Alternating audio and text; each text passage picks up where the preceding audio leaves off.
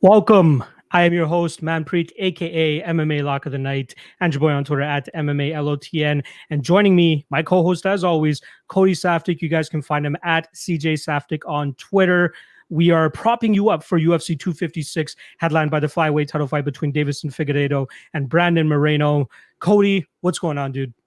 Yeah, man, happy to be here. Happy to continue, hopefully, the hot streak from last week. And if the UFC is trying to get you to pay money for another Deiveson Figueiredo pay-per-view, the least we can do is hopefully line your pockets a little bit to justify those actions. But truth be told, it's a fun fight on a perspective of entertainment, and I think there's a couple spots for us to make money. So, yeah, of course, we're going to be interested in it. Of course, we're going to be looking forward to it. And yeah, I mean, last week was really fun. We found some good spots, a lot of inside the distance prop. This week, I think I'm going in the other direction, but I'm happy to be joined by you. For sure, dude. This is fun. This is the third time we're doing it. The last time around was great. Surprised you with the graphic and all that stuff.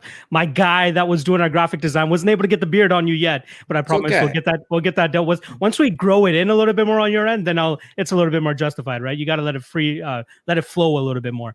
All right, so before we do actually get into this, I want to let you guys know for tomorrow, me, Cody, Guru, and Bleed normally do the Friday weigh-in stream at 9 p.m. Eastern. The link for that's going to be in the description below. So after this stream is done and you guys want to check that out, if it is past Friday, 9 p.m. Eastern, you guys can find the link in the description below of this video.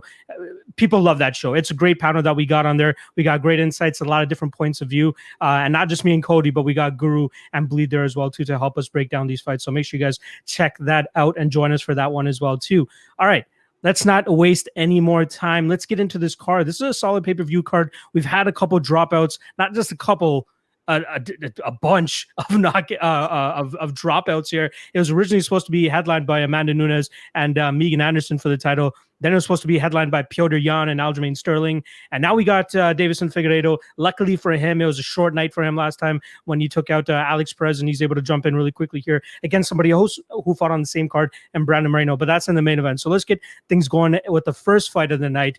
We got 9-1-1 young stud Chase Hooper, a.k.a. Mini Ben Askren, fighting Peter Barrett, Slippery Peter Barrett, coming out of, I believe, Joe Lozon's gym now. So we got minus 335 on Chase Hooper. The line is starting to come down a little bit. Plus 275 on Peter Barrett. We know what Chase Hooper's game is, and I'm kind of happy that I was able to find the proper time to kind of fade him last time around against Alex Caceres. I had a feeling that Caceres was going to be able to keep it on the feet and kind of just touch him up. I was hoping that he would finish him. Wasn't able to do that. Was close a couple times, but he did a good job of keeping the fight on the feet. And even when it did get to the ground, he was doing a good job of kind of staying out of the submissions of Chase. But we're seeing the rawness of Chase Hooper still. Like, the guy's striking just doesn't look that good. He's still kind of weak in a sense that, like, when he has near submissions on these guys, he doesn't really have the squeeze strength. It seems like there's a lot of times where fighters are able to like pull his hands apart and like just get out of these submissions. So he's still working on that. And I wouldn't be surprised to eventually see him at 155 pounds as well once he starts growing into his body. So that's something that we need to look at. The kid's a work in progress. So why he's still a minus 335 favorite is probably more in part to maybe how bad Peter Barrett is, or maybe Barrett doesn't really deserve to be in the UFC. In my opinion, it was kind of weird that Barrett even got signed to the UFC. Like, yeah, he had a great fight on the Contender Series like that, but we had a ton of other guys that had way better performances than Peter Barrett that got signed to the UFC. So the fact that he made it in, I don't know, maybe there was some inner workings with Joe Lozon and the UFC brass, but the line's a little bit too wide for me. I don't really like Peter Barrett as an underdog here, and we're here to chase props. So obviously the prop that's probably most sexy to people is obviously Hooper to win by submission, which is minus 105 currently. But I wouldn't even mind a small poke at that plus 600 Hooper by KO, because we've seen certain situations where guys like I believe it was Louis Smolka last week, you called it to a T. Like, if he's not able to get the submission from that back mount position, maybe he gets the ground and pound. And maybe we can see the same thing here from Chase Hooper. That plus 600 doesn't look too bad if he decides to go GNP over sub here. What's your take on this one? Yeah, I don't think you can really trust Chase Hooper anymore. I mean, first of all, he's 21 years old, and that's not a knock on him. It's just like, what were you doing at 21 years old? What was I doing at 21 years old? Probably getting anybody watching this show right now? If you're older than 21, think to yourself, like, well, what was I doing at 21? Certainly not competing in the world's, premier mixed martial arts organization. And there's like a pattern of them signing young kids and then them never turning out, whether it be a Sage Northcutt. Actually, Chase Hooper has like the claim to fame. He's the youngest guy to sign a UFC contract. And he's actually the second youngest guy to ever fight in the UFC. And the youngest guy that ever fought in the UFC is Dan Lauzon, Joe Lauzon's younger brother, who's a training partner of Peter Barrett. So it's funny how things come full circle. But he was 18 and a half years old, and sure enough, he came in and he lost. Like, you're really young. You've got a lot of maturing to do. It's not that Chase Hooper's not a good fighter. It's that he's got so many flaws in his game. His wrestling is just not up to snuff. His striking is not very good. For a guy that has that kind of length and that stature at this weight class, like, you have to be able to pump that jab. You have to be able to use some of your distance, and footwork's not quite there. Chin, I'll admit, Bruce Leroy hit him with some good shots. It looked like he had a fighter's mentality, like you want to persevere through some of these shots. You want to continue, but all the same, Bruce Leroy's not a power puncher, and he's lining this kid up clean. After the fight, he goes over to Ben Askren, spends a little bit of time over in that camp and was working on his wrestling, and I want to see that from him. It's like, this young kid needs to tie those other elements to his game, because similar to Jordan Leavitt, who we saw from last weekend, if you're just a one-dimensional grappler, it's like you need to get the fight to the ground. Hooper, in his UFC debut against Daniel Tamor, it's like Daniel Tamor is 1-3 in the UFC. He's not UFC caliber. Bruce Leroy is a 23-time UFC veteran. Like, it was just such a skill discrepancy. Now coming back to take on Peter Barrett, who's 0-1 in the UFC, who's 34 years old. This is his last run. As you mentioned, like, it's weird that Peter Barrett got the contract. One, he had a fun fight. But two, at the time he was 33 years old, and like, he's more than willing to accept $12,000 to come in and do whatever you need him to do. And sure enough, comes in here and gets the loss. Is this a winnable fight for Chase Hooper? Yeah. Do I like the money line on Chase Hooper? No, I think it's really wide. I think there's a lot that you got to still see from this guy in a development standpoint. If he comes in here and he ties a little bit more of it together, perfect. But the props that I'm looking on this fight specifically is fight starts round 2. We're going to start with that. Is minus 185, right? So is Chase Hooper such this wrestling gangster and such this jiu-jitsu whiz that he's going to go out and take out Pete Barrett in the first round? Like, I don't think so. I don't think so. You know why they call him Slippery Pete? Because all the guys in Lauzon MMA is like, he's really hard to submit. Yeah, he shows submission losses on his record, but all the same, it's not like he's somebody that goes in and easily gets dusted through. Now, think about this, for example, right? Peter Barrett's UFC debut is against Youssef Zalal. Now, Youssef Zalal is like 2-0 in the UFC the year already in 2020 at the time, coming in with a ton of momentum, is a big favorite, goes out there, hits Pete Barrett with a spinning wheel kick to the face within the first 25 seconds. Pete's probably concussed, and then Youssef Zalal proceeds to rout him, take him down, take his back, fish the rear naked choke, and yet still can't take out concussed Pete Barrett, right? Chase Hooper would get absolutely starched by Youssef Zalal. Not on the same level. His striking is not nearly on the same level. His wrestling is not nearly on the same level. Is he that much better at jiu-jitsu than Youssef Zalal? That's an argument in itself. But Pete Barrett just fought a much better guy and went the distance, right? So is he going to get smoked in one round by Chase Hooper? I don't think so. And so for that reason, we're going to start with that. Fight starts round 2. We just get one of the banks, minus 185. Over 1.5, minus 135. Now, at this point, I'm taking more of a poke. Like, I like those two. This one, I'm chasing a little more plus money. But fight goes the distance, plus 180. Okay, not so bad. So if Hooper goes out there and wins, takes Pete's back, Pete's able to defend. Pete doesn't really amount much offense. We saw in his last fight against Zalal, mostly just got controlled, didn't really have much, looked a little tentative, and it goes to decision. You got plus 180. If Pete springs the upset and puts a beating on Hooper the way Bruce Leroy did, still probably get a decision. So it's plus 180 on that. And then if you really are a fan of Chase Hooper, but you're not really sold on maybe Pete's a little bit more durable than I thought, then a Hooper by decision is plus 375. Now you think to yourself, Hooper by decision. I don't know, where have we seen that? Well, this is where we've seen it. His first 3 pro wins, 1-1, 0-0, 1-4. Yeah, he finishes those guys. Drew Brokenshire, the first time he steps up in competition, it's a decision win. When he was on the Contender Series against Kainan Kawai, lost the first round, came back, it was a decision win. He actually had a split draw in his very next fight against LaShawn Alcox, who was a 7-8 fighter, right? But then when he fights limited competition, he can get the jump on them. Daniel Tamor would probably be considered higher competition, but he's not. He's got no ground game. So maybe Chase Hooper at that price tag, plus 375 by decision, maybe he wins. Maybe he takes a progression in his development as a fighter. But if he doesn't stick Pete Barrett, and Pete couldn't get beat by the use of Zalal inside the distance, if Chase just beats him the exact same way by decision, plus 375 is a very nice big price tag. So I know you're feeling kind of inside the distance Chase Hooper. I'm not sold on him. So I think if he wins, a decision would be good enough. And plus 375 is a nice price tag. But certainly the fight to start round 2 and the over 1.5, I kind of feel like that's the way I'd go with this fight. One trend that I've really been seeing as we've been doing the show is that you love those starts round props, like round 2, round 3. And I think there are safer spots than taking like the overs because you got like another like 2.5 minutes to worry about or something like that. So I don't mind that spot. That minus 135 on the over 1.5 is not that bad of a spot. I think that's a solid spot. I know a lot of people faded Peter Barrett last time around in terms of thinking that Zalal was going to get him out of there, but he couldn't. So yeah, that does bring up a good point here against Jay Super, who might struggle as well too. So that decision prop is very solid spot for you to point out to us. All right, let's get on to the next one. A relatively short notice fight here. We got Tasha Taurus, who was originally scheduled to fight Angela Hill. Hill was out via COVID, and in steps Sam Hughes, who's an LFA vet. Most recently, most people will know her for losing to Vanessa Demopoulos 2 fights ago via inverted triangle, probably one of the more sneakier submissions that we've seen this year.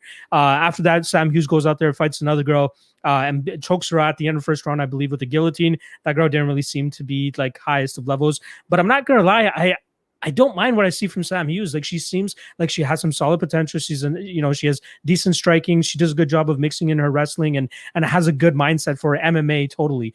I'm not really familiar with the gym that she's out of. It seems like a very just a niche gym up there in Oregon, I believe it is. Not really too many people around that she's training with that's very recognizable or anything like that. But she seems like she could have some potential and actually get a couple wins here at the 115-pound division. Unfortunately for her, Tasha Taurus, I think, is just a much better and much more experienced version of her at this point. So I kind of understand the crazy odds on her at minus 600. The spot that I'd be looking for, and it looks like they just dropped the odds for this, is Tasha Taurus to win by decision, minus 175. So that's a little bit juicy. Over 2.5 is minus 310 right now. So we know that that's going to be a heavy chalk. There's no way that we really see Tasha Taurus really go out there and submit or finish anybody. The last person she did was Juliana Lima. And if I'm not mistaken, that's the only time she's gotten anybody out of there. Like, the girl is a decision machine, and she doesn't get finished either. Like, give her some props for that 4-fight skid that she went on. We got Jessica Andrade, Joanna Jędrzejczyk, Wiley Zhang, and Marina Rodriguez. Literally all champs, former champs, or Marina Rodriguez, who could potentially be challenging for a title in the next little while if she's able to string some victories again. She did hit a road bump, I believe, against Carla Esparza last time around. But that's a girl that she's definitely going to be up there. And luckily, the UFC kept her around. They realized that it was a very tough slate of opponents that she was going up against, and they gave her an up-and-comer in Brianna Van Buren, who a lot of people are high on. And I kind of saw it through there, and luckily I was able to catch that plus 175 on Tasha Taurus there. I just thought she was going to be the stronger woman there, be able to stuff the takedowns of Van Buren, which she was able to, and then obviously be a little bit faster and crisper on the feet with the strikes and her kicks and her punches. And she looked really good in that fight. Like, she almost looked rejuvenated. Like, she looked like she really wanted to be in there, and she had a great performance that night. Now here against Sam Hughes, I think this is another tee up for her. Obviously, it was supposed to be Angela Hill, so it was going to be a much harder fight against Hill. But here, I feel like she should cruise, and I like the decision prop. I don't really see her going out there and getting an inverted triangle choke on Sam Hughes or anything like that. I don't think she has that in her game, but I think she's more of an inefficient fighter, and that's why I like the decision prop. Even at minus 175, not too bad of a line. Like, personally, I haven't played it myself yet, but I wouldn't be mad at that all the way up to like minus 200. Like, that's pretty much just playing her straight at this point in time. What's your thoughts on this one? Yeah, no, I agree. Tasha Taurus is a decision machine. Like, whether she wins or whether she loses, they're all just going to decision. And yeah, she's got that one win over Juliana Lima, but that's like the outlier here. She's got 11 pro victories, 10 of them are by way of decision. You look at her amateur career, and it's largely also decisions. She's a very technical fighter. She's a very good fighter. She's got great durability. She's fought all the best fighters. It's just that she's fallen into that role where she's not top 5. She's a little bit better than top 10. She's not going to be a title challenger, but she can give rounds and go rounds with the best fighters in the world. Like you mentioned, she's probably on the chopping block, 4-fight losing streak, but the UFC's got enough cognitive ability to realize she's fighting all the best girls in the world. Let's just give her a young up-and-comer and see what happens. And she goes out there and demolishes Van Buren. I think Van Buren is a much more, I wouldn't say polished because she's very green, but I think she's a better fighter than Sam Hughes. You got to consider that Sam Hughes turned professional last year. She turned professional in 2019. And now she's fighting Tasha Taurus, who is a 12-time UFC veteran, was on The Ultimate Fighter, has fought in world champions such as Rose Namajunas and Jessica Andrade, has fought, as you mentioned, future title challengers, girls like Wiley Zhang. She's fought in the absolute who's who, Joanna Jędrzejczyk, all of them, and gone to decision. She's very skilled. But the decision is the prop that you have to chase here. And with Sam Hughes, there's no knock on her. She's only been fighting pro for 1 year. She's also 28 years old, so she's definitely a late bloomer. What we have seen from her is that she's tough, she's rugged, she's going to move forward, she's going to throw strikes. The Vanessa Demopoulos fight, she's easily up the first couple rounds. She wins the first round, she wins the second round, third round's a little closer. Fourth round, it hits the ground, and she gets caught in an inverted triangle choke. Like, you know what? Vanessa Demopoulos, stripper, right? So super flexible. Used to throwing up the leg on that pole, not the pole you're thinking of, the dance one. And just, throws it up on Sam Hughes and able to get a hold of her and submit her. Nobody did. She actually gave a good account of herself in that fight. But this is a big task coming to the UFC and taking on Tasha Taurus. So when they're offering you up two good things here, I suppose. One, it's super chalky, but the fight to go the distance, minus 280, because I expect Tasha to go out there, win all 3 rounds, win a 30-27. If for whatever reason Sam came out here and pulled off the fight of her life, is not knocking out or submitting Tasha Taurus, but 280 is not a great price tag. What you're going to chase is exactly what you mentioned, which is Taurus by decision, minus 175. I think she wins. I think she's parlay material. And beyond that, because she's always winning by decision, it's just kind of, mind you, in her last fight, she really did look good against Van Buren. She really upped the pace. She looked like she was remotivated and still couldn't get the fight to finish. It's just what it is with Tasha. She's skilled. It's just 115-pound women, 125-pound women. I suppose the finishes don't always translate. So the Tasha Taurus by decision, minus 175. Fight goes the distance. That's like a parlay piece prop, but minus 280.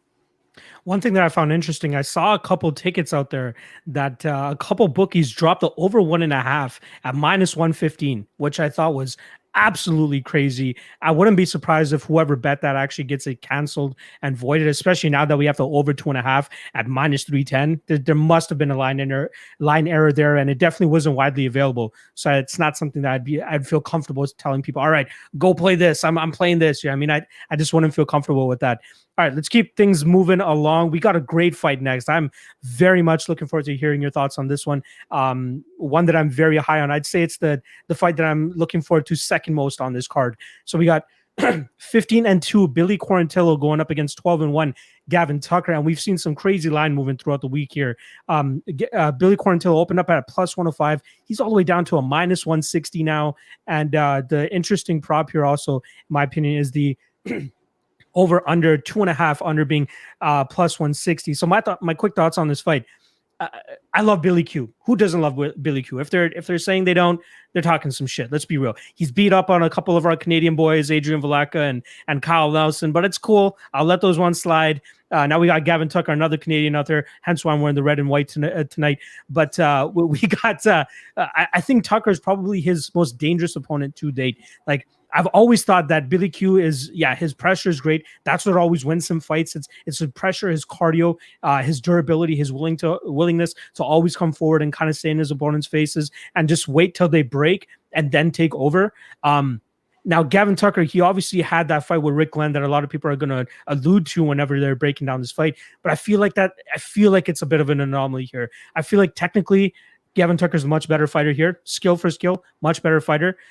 You got to give the cardio advantage and the pressure advantage, obviously, to Billy Q here. But the speed and technical advantage that Gavin Tucker has here, I feel is going to be the downfall of Billy Q, which is why I think Gavin Tucker to win inside the distance here is not too crazy of a thought. Like, we've seen Billy Q finish in the past before, only one time, but it still gotten finished. So the guy's not unfinishable. Like, you can definitely go out there and get this guy out of there. And Gavin Tucker, again, going to be much quicker to the punch, much quicker to the kicks. I feel like he's going to beat up on Billy, and we've seen Billy hurt and rocked and dropped, yet he still comes back and continues to pull it off. But I just don't feel like he's ever faced a fighter like a Gavin Tucker who can, put it on him a little extra now. Now, that Rick Glenn fight, I do want to talk about that real quick. I have somebody, you probably know this guy too. I'm not going to shout him out on the air or anything, but he told me that Gavin Tucker had a pretty bad rehydration process going into that Rick Glenn fight. They went a different way about it and mixed that in with him kind of going for the kill a little bit too hard at the end of that first round and early second round against Rick Glenn, really attributed to him kind of just falling off a cliff after that 1.5 round mark, and Rick Glenn just putting on one of the worst beatings we've ever seen. Now, I think that's just being super exaggerated here by people, and I feel like Rick Glenn's the much better technical striker compared to Billy Q. He kind of has a similar style where he just keeps the same pace from minute 1 to minute 15, and he's able to maintain that. I think he has better wrestling too. But Billy Q, obviously better jiu-jitsu, I'll give him that. But I truly believe that Gavin Tucker is going to be able to use the pressure of Billy Q here against him and kind of just like piece him up in that aspect. And even if it goes to a decision, I think he can rack it up at least 2 rounds here to pull off a victory. But the spot that I like the most, and kind of surprised that the line's still this high, Tucker to win via KO is plus 900. And I think that there's a ton of value there considering how hittable Billy Q is and how much we've seen him in trouble before. So yeah, he's pushed through it in the past, but I think that this is the hardest fight that he's had to date. And yeah, I think people are just putting a little bit too much stock into that Rick Glenn fight, hence the line driving the way that it is towards Billy Q now. So the spot that I like the most, under 2.5. So even if Tucker's not able to get him out of there, maybe Billy Q gets a late finish, or Tucker to win by KO at plus 900. That's the spot that I like the most here. What about you? Yeah, I don't mind the under 2.5 because I think it's probably going to end up being an inside the distance finish. Unfortunately, I'm going to go to the other way and take Billy Q. I mean, he's my guy. He's got a lot of good skills. He's one of these guys that's got skills everywhere, right? Is it striking? Is he hittable? Yeah. Does he leave something to be desired? Absolutely. But he keeps coming forward. He's got great output. Cardio, top notch. One of the best gas tanks you've seen in the UFC. Jiu-jitsu, top level. Wrestling, you know, he's not exactly like, he doesn't come to mind as like, oh, some great wrestler. He's not some guy that wrestled collegiately, but like he can get the fight to the ground. You see in the Spike Carlisle fight that maybe he's not the strongest physically, but like he finds ways to win. You see this guy in the scales. He's not one of these ripped up super jack guys. It's like Billy Q has got excellent fight IQ and he knows where to bring the fight. If you're a better striker than him, he's going to get the fight to the ground. He's going to submit you. If the fight stays, if you're a great grappler, he can outstrike you. He can outlast guys. And here's the difference between, I think, the major difference between him and Gavin Tucker, because Gavin Tucker is more fluid as a striker. He's got better technical boxing. He's probably got better kicks. They both got good cardio. They're both BJJ black belts. Gavin Tucker, don't sleep on his black belt. He's good at jiu-jitsu as well. It's like, yeah, he's got the difference is they're both hittable. And whereas we've seen Billy rocked and we've seen Billy hurt, Billy just recovers and just keeps coming forward. Whereas Gavin doesn't wear, damage particularly well. He's a much sharper, a better striker than Justin James, but it's all the same. Like that brute, come forward, bite down on your mouthpiece and throw. You can hit this guy and you can hurt this guy. Rick Glenn is not a power puncher, yet Rick Glenn had this guy within an inch of his life. It's one of the worst beatings you've ever seen. And that's what brings me to the inside the distance here, is I think Billy can finish this guy. And whereas Gavin Tucker has never been finished, and actually went to decision in that life-changing beating. It's like 9 out of 10 judge or referees probably stopped that fight. That could have very well been a TKO victory for Rick Glenn. If Billy does the same thing, it's getting stopped. So I agree. When I looked at the inside the distance props the other way, I liked what I saw. Billy inside the distance is plus 300. Billy by knockout is plus 475. Now, Billy's on a 7-fight winning streak, and he's finished 6 of those 7 opponents. The only guy he didn't finish, obviously, Spike Carlisle, who's just massively durable. So, like, Billy's a potent finisher. You also mentioned, like, oh, he's beat a couple of Canadian boys. He's a bunch of our Canadian boys. He's the Canadian killer. Last fight out, he smoked Kyle Nelson. He obviously beat Adrian Vlaka, as you mentioned, and he's got a win over Matt DeMarcantonio. So it's like the guy's 3-0 against Canadians. He looks exceedingly well. I get he's 32. He's one of these already progress fighters, but I compare him to a Raoni Barcelos in that he's getting a little bit older, but he's already got all the skills. He's not a top 5 guy. He's a top 10 guy. He borders that top 10, but it's like he's already accrued all the skills that you need to be a mixed martial artist. He's just not that hot flavor du jour that's getting a ton of marketing put behind him, right? He's one of those meat and potato type guys who finds a way to win. If you bet Billy Q, it's at plus money, especially if you got him at plus 105, it's always a good bet because this guy's going to give you 100% effort. He's going to fight all the way into the last bell. And he's going to keep coming. And the way I kind of see this fight is early on, Gavin Tucker is probably going to be, the quicker guy, better technical boxing, hitting a Billy. Billy's working this guy over. At some point, Billy's going to clip this guy with something. At that point that he gets hit with something, Gavin's going to start to slow down. It might not be cardio. It might be damage and cardio, but Billy just doesn't slow down. And when Billy doesn't slow down and stays in front of him and keeps throwing, he probably gets him out of there late in the second, if not late in the third. So what you're saying under 2.5, that makes sense to me. But I'm looking at Billy inside the distance plus 300, Billy by knockout plus 475. And there's a lot of props I like way better than that one. But I got Billy.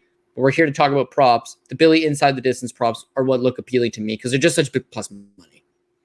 Yeah, for sure. One thing that I've always liked to kind of target in Billy Q fights is the under 2.5s, and the fight doesn't go to decisions, because either he hasn't really gotten finished as much. He had that one Michel Canones one a couple years ago. Head kick, dirty head kick.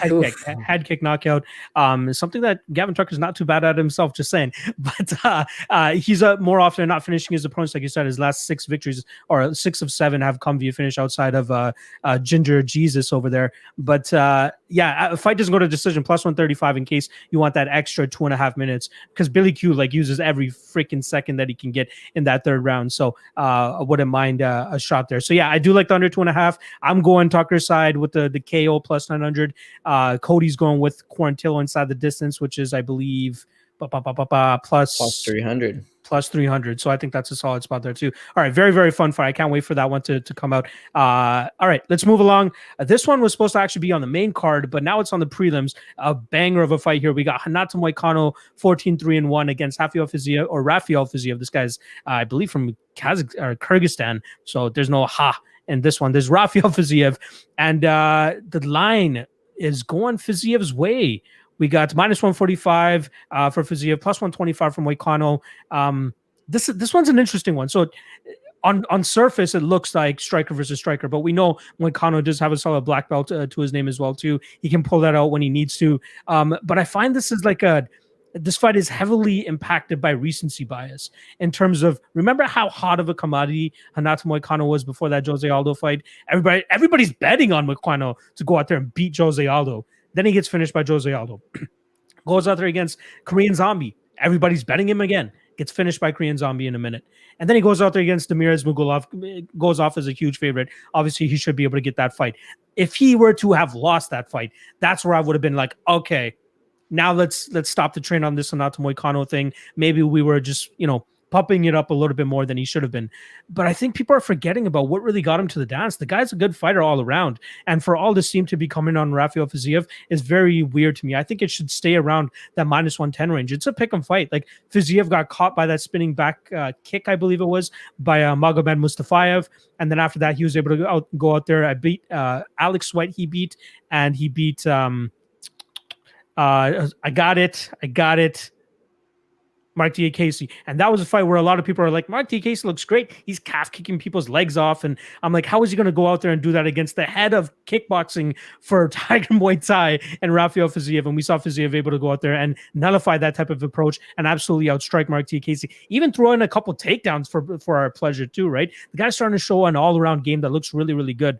Now, as much as I talked about people overlooking Renato Moicano, I still like Rafael Fiziev. I think the guy has a ton of experience, a ton of potential. He could definitely go out there and get the victory here. I think he has the chops to keep this fight on the feet and really start to chop away at the legs of Moicano, whether it's a calf kick, whether it's a leg kick, whatever the hell it is. I think his overall striking game is much better than Moicano's. And if Moicano's not able to really get his game going or get this fight to the ground, I think it's going to be a tough night for him. However, I will buy into the durability of Moicano. Fiziev's not really a crazy finisher or anything like that. So maybe the over 2.5 minus 120 is not too bad of a line, or even Fiziev to win by decision.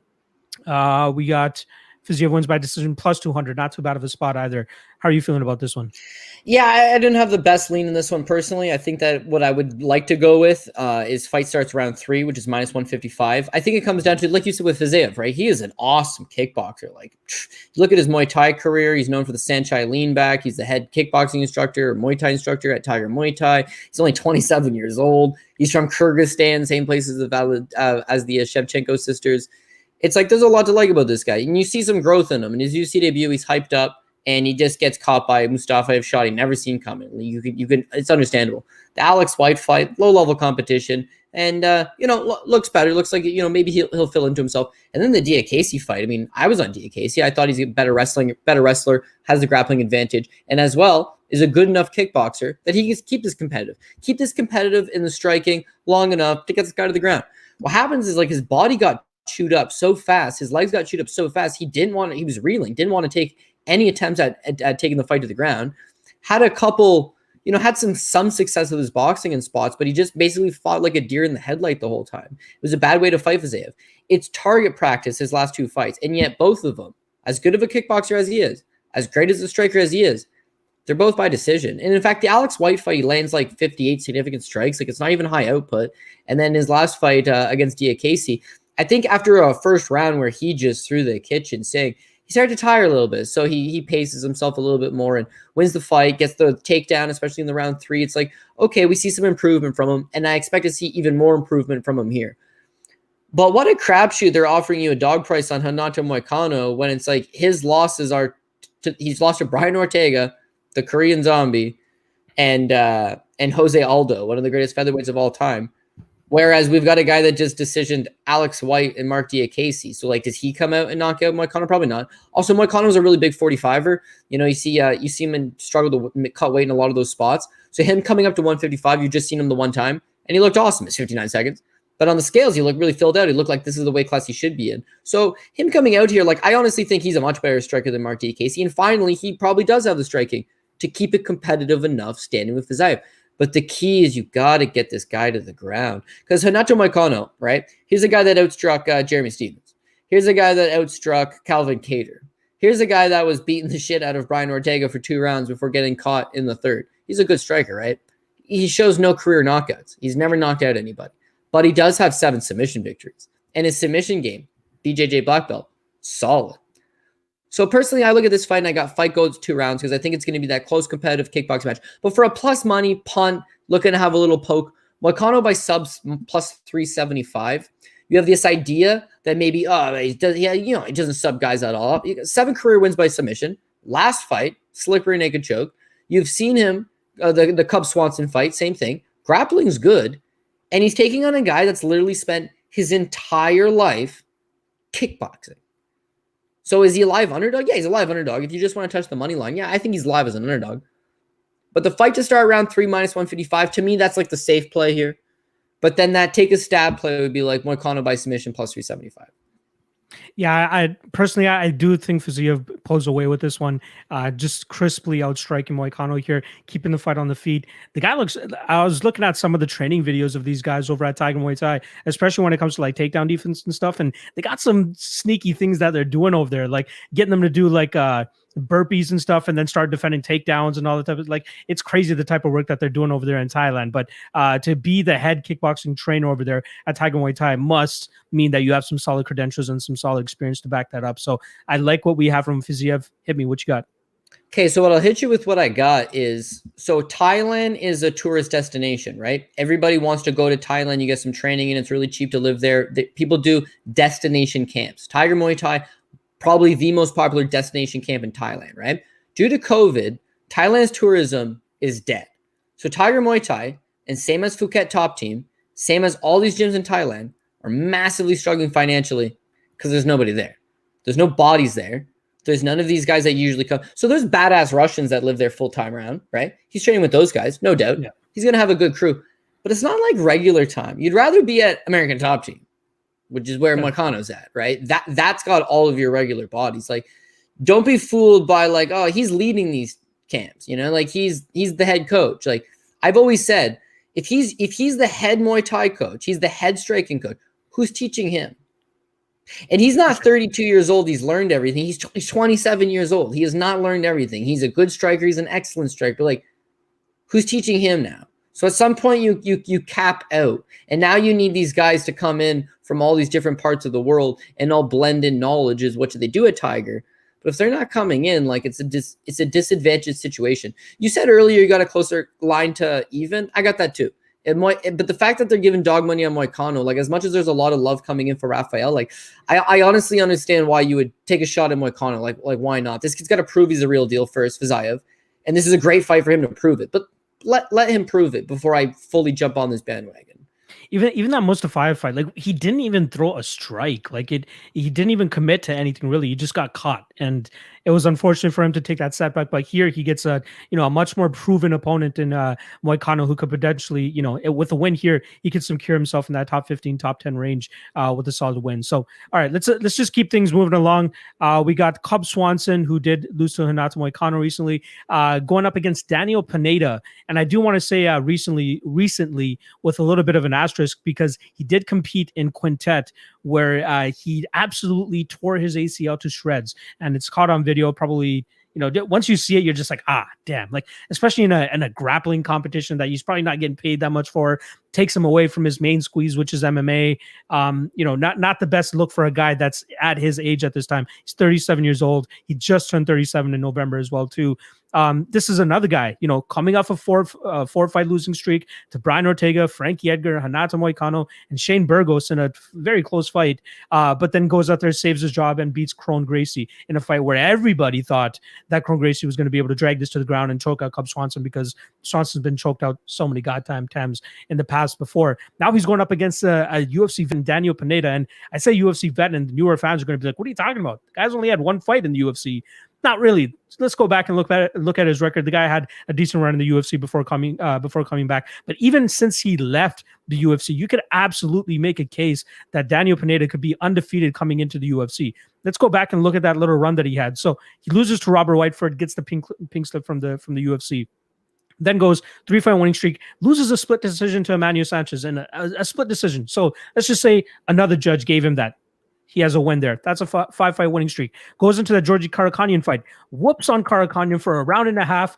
Gets hit with this up kick and gets a cut on his forehead. Probably, we've seen much worse cuts than that. Definitely seen much worse cuts than that. That doctor that went in there to check on it looked like he was just absolutely squeamish. He looked at it. He's like, nah, this fight's over. Screw it.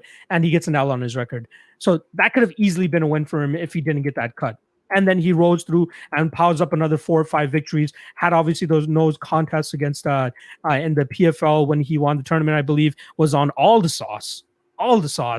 And for some reason, the UFC still decides to bring him back even after failed drug tests. And then he comes out there and has a very good performance against Herbert Burns in a fight that he was a pretty significant underdog. Now, the interesting thing about Daniel Pineda, all 27 of his victories coming inside the distance, and the under 2.5 here is at -110. Now, Cub Swanson doesn't mind going to a decision every now and then, is able to keep his footwork going and keeping his distance and kind of just striking at distance. But I think with Daniel Pineda's style, it's going to be harder for him to really achieve that, because Pineda likes to come forward, likes to go for takedowns, likes to get guys down, ground and pound them, go for submission, whatever it is. The guy is an all-action fighter pretty much at all times. So I think that's where Cub Swanson's in trouble here, especially coming off of such a significant injury too, and a surgery as well. You got to look at those and think that's going to be a factor here against a high-pressure guy like Daniel Pineda. So the spot that I like the most, I do like the under 2.5 at even money. I think that's a solid spot. Or even Pineda inside the distance at +125. I don't think that's a bad spot either. Pineda by sub +250. We've seen Swanson tap numerous times in the past, and then Pineda by KO is +375. But I think the spot that I feel most confident with would be Pineda inside the distance at +125. I think this is just a very, very bad matchup for Cub Swanson to come back to. What are your thoughts on this one? Yeah. No, honestly, I think this is a really good fight. I think it's a fun fight because you always get Cub Swanson, these barn burners. He's a guy that could be on a long losing streak, but you don't cut Cub Swanson because he's always got one more in the tank, a little more magic in the tank.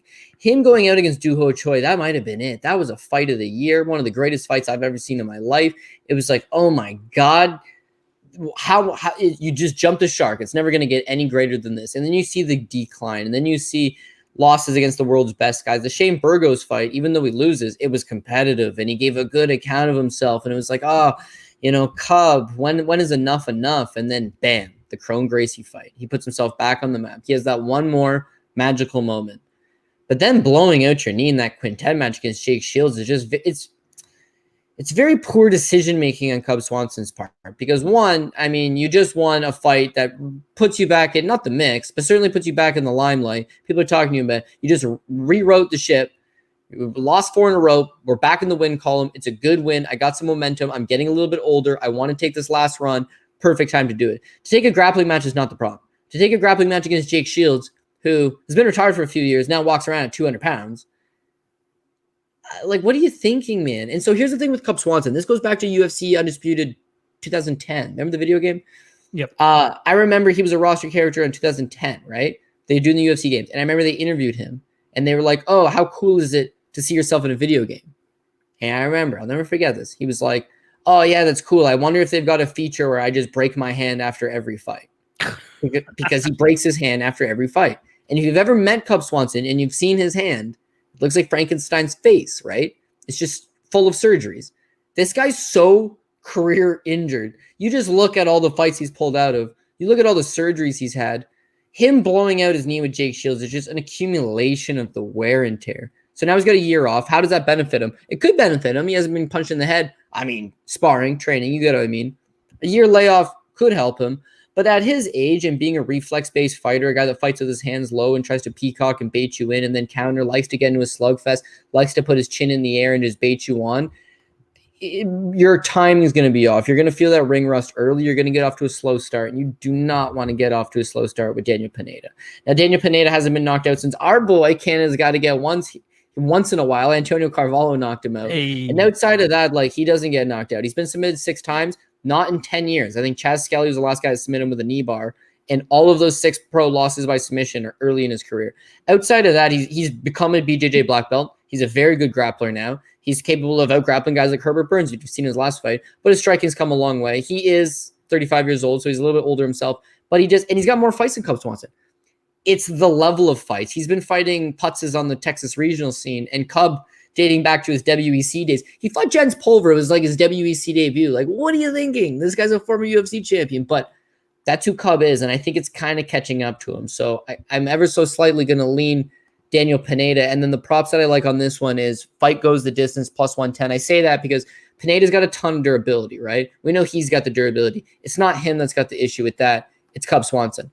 But when you say Cub Swanson's got durability issues, it's like, well, against whom? You know, like against Brian Ortega and Renato and Moicano, I guess, was a little bit on the soft side, but he's fought in just like the best of the best. The Shane Burgos fight, he gets nailed over 100 significant times. It's a tit-for-tat war at points, and he takes his best punches. So could he take Pineda's best punches? I could see it. But beyond that, because I'm saying I kind of think fight goes the distance, and I'm kind of going to go Pineda to win the fight. The Pineda by decision is plus 420. It's just a number that just speaks to me because, again, I wonder why. I could potentially see this fight going the distance. I could potentially see Pineda winning. Plus 420 is a nice, juicy price tag.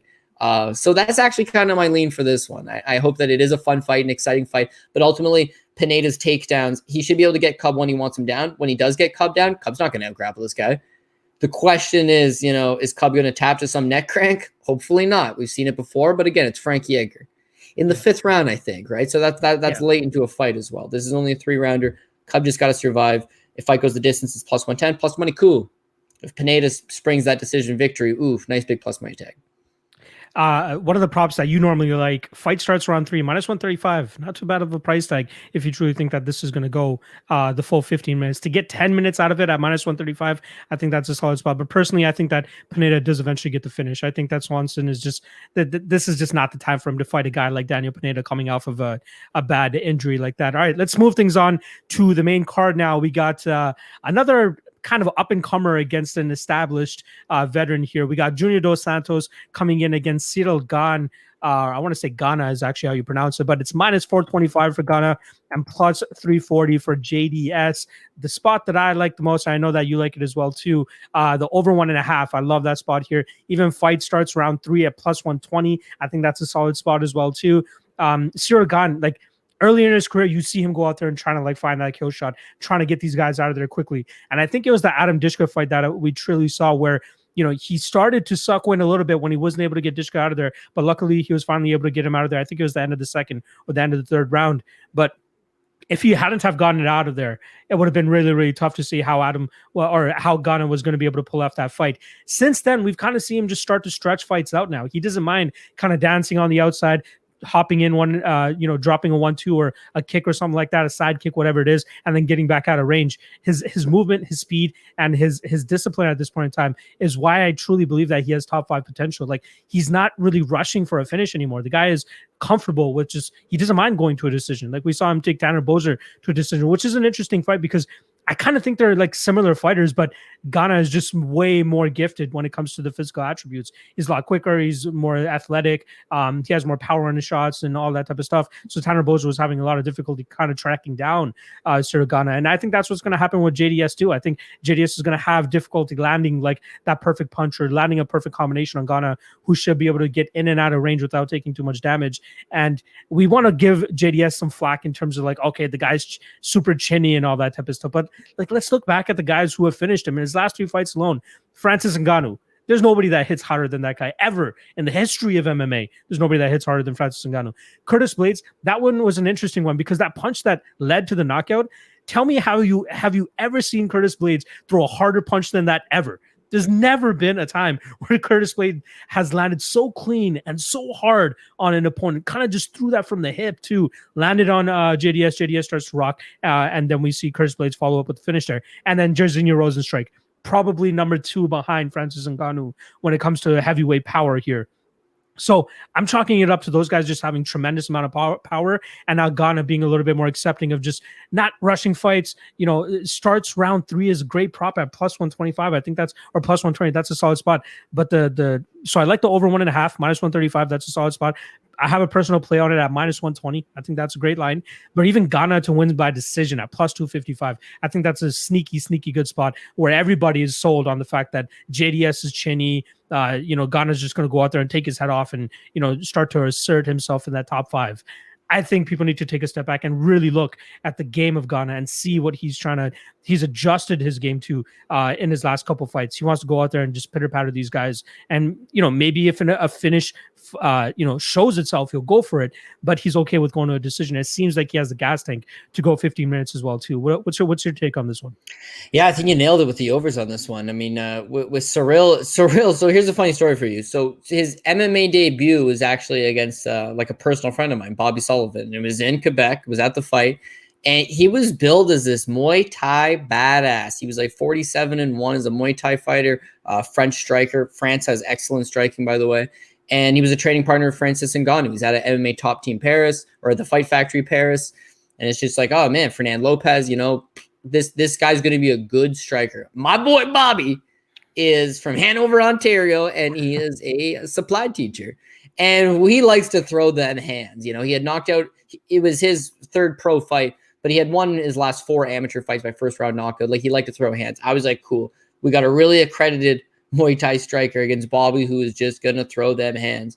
Bobby comes in, Ciryl just downs him, takes him down, front chokes him. It was just like, what the hell was that? Came to see a slugfest. Bobby's going to get his bread.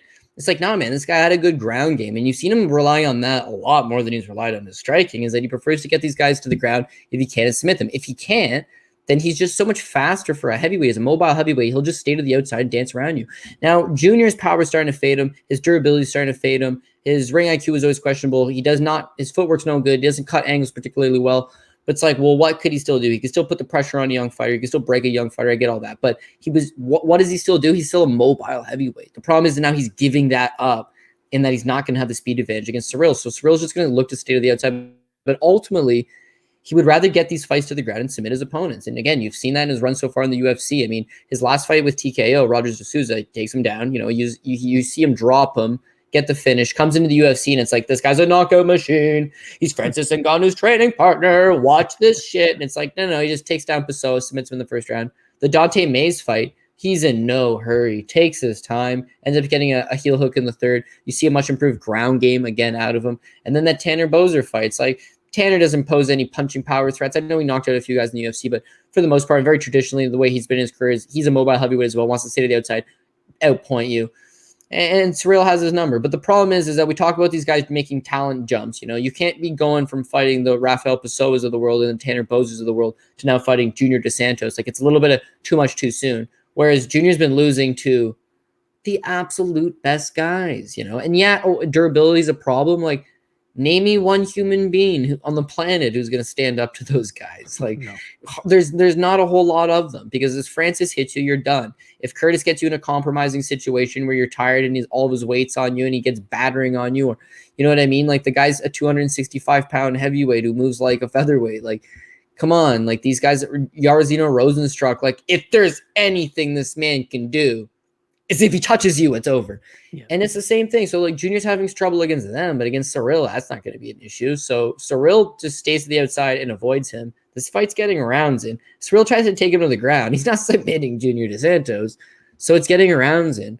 So regardless if you think the price tag's too big on Ciryl, then don't bet Ciryl. Bet the overs on this, and that's exactly what I did. Fight starts round 2, minus 175. All you need is one round to get in. Ciryl's not knocking out JDS in the first round. I don't think Rozenstruik didn't either, by the way.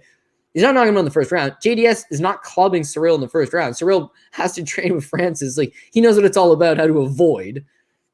Fight just gets 1 round in the bank, minus 175. Nice price tag. Over 1.5, minus 130. I love it. I think that's one of my bets of the week. And then fight starts round 3, which is just get 2 rounds in, plus 120. Now, I know what you're saying. Fight goes the distance, looks good too. And Ciryl by decision would also look good too. But if a finish is going to happen in this fight, it's going to be in that 3rd round. It's going to be in that 3rd round where JDS either realizes, shit, I'm losing this fight, and just comes in and puts himself in a bad spot. Ciryl does clip him. He is still a 240-pound man. He still is a heavyweight. Or if Ciryl is a fraud, then you're going to know by the 3rd round when he gets tired, just like the Disca fight. And Junior all of a sudden realizes, uh-oh, the young guy's tired. Because, again, savvy veterans are going to pick up on that live in person, right, in fight. So it would all be 3rd round. So I'm just going to avoid 3rd round being a 3rd round finish that screws me on my decision prop and just go a fight completes 1 round, over 1.5 round, fight completes 2 rounds. I definitely like those spots for sure. And I'm glad that we're kind of in agreement here in terms of hitting that over 1.5. I think that's a great line as well, too. I think a lot of people are overlooking that. So, we both are taking Gane. We do believe that he gets it done against JDS. I'm going with decision. Cody thinks possibly a late stoppage. But I do think that we're both on Gane here and the over 1.5. All right, let's move on to the next one. We got another one. This whole card is kind of like up and comers against savvy vets. We got Kevin Holland 20-5 against Jacare Souza, who's 26-8. The line originally opened up with Jacare Souza around plus 135. Now he's the favorite at minus 125. I got some money on Jacare Souza at plus 140. Maybe at favorite odds now. Maybe I'm not as confident on placing money on him at that line. But the concerning thing about Kevin Holland to me is a sketchy takedown defense. And we know that Jacare Souza, people want to give him that narrative of he's chinny and he can get finished easily. He hasn't really been finished since the Robert Whittaker fight. You know what I mean? Like, the guy's not that chinny. I don't know why people are saying that. Yeah, he's a little bit slow on the feet, kind of throws a lot of winging shots, really likes to just crash forward and try to like knock your head off and then kind of close that distance to try to get this fight on the ground and really implement his biggest advantage in most of his fights, which is that jiu-jitsu. And I think if he gets this fight to the ground against Kevin Holland, he could have some big success. I know Kevin Holland, I believe he's a black belt under Travis Lutter.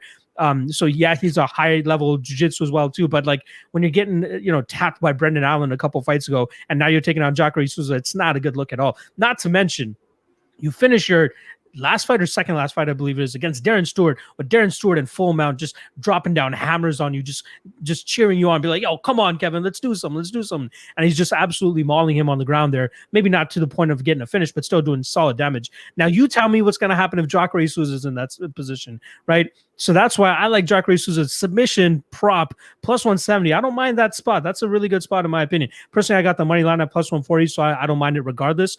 But I think he can get Holland down. Holland's not really a knockout puncher. Yeah, he put down Joaquin Buckley a couple fights ago, but that was an accumulation of strikes where he landed that one bingo shot in the 3rd round. But he doesn't normally go out there and just finish guys. Yeah, he finished Anthony Fluffy Hernandez too. But Jacare is very durable in my opinion. I think he's going to be able to eat those shots, walk through those shots, close the distance, get Kevin Holland up against the cage, drag him to the ground, and really get his jiu-jitsu going. So I was kind of surprised. And I know your boy Paul, I'm going to butcher his last name again, so I'm just going to keep calling him Paul. But he was surprised too that Jacare was an underdog there, and even put out one of those memes, changed my mind. Jacare should be the favorite. And what do you know? A couple of days later, Jacare is the favorite. So they changed somebody's mind.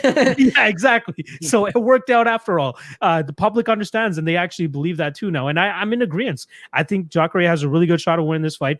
I think people are overrating Kevin Holland at this point in time.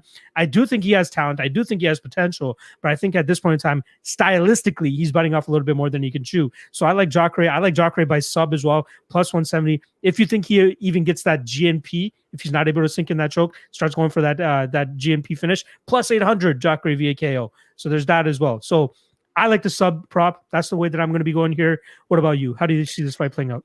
Yeah, again, it's so crazy how fights work and how the lines work and how you have to try to put a price on something like this based on a style clash. I mean, you look at Jacare's last fight is at 205 pounds. He's up a weight class. He fights Jan Blachowicz, the current interim champion of the world, to a competitive split decision. Did he lose? 100% he lost. But somebody thought he won somewhere. The bottom line is it was Sorry, competitive. can I just say this? I believe it was that fight that the two judges that scored it for Jan Blachowicz, Chris Lee and Sal D'Amato. Continue. He could have easily got screwed, is what you're saying. So it's just kind of crazy to me that it's like he was just in a competitive fight against the current. I know John Jones. Let's put that aside. But against the current top guy at 205 pounds, competitive. That's his last fight. Kevin Holland's last fight was against Charlie Ontiveros. And yet somehow Jacare opens up as an underdog. Like, it doesn't make sense.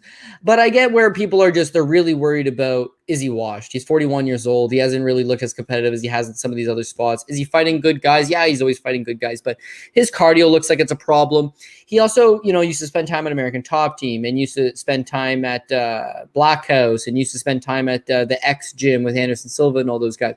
Like, had spent time with high-level training partners in good systems with good training partners. And what you're seeing a lot of guys do in South Florida is it's way cheaper to live in Orlando. So they go to Orlando, and there's not really the greatest places to train, but it's just a cheap place to live, good place to raise your family. He's 41. He's made some money. He's looking to save the money that he has made. So he's not training at optimal spots. And we know Paul Lara talked about, this giant Brazilian that he brought in, Renan Ferreira.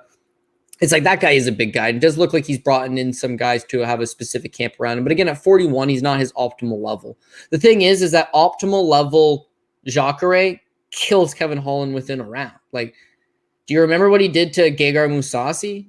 The thing is that that's 6 years ago. So it's like, what has he done for you lately? And that's where I'm a little worried about the submission prop rate. You said plus 170, and I can see it happening because you don't want Jacare on top of you. But where I don't love it is there's not enough juice on it. We've talked about some other props on the show being 3-1, 4-1 for these knockouts or these submission, whatever.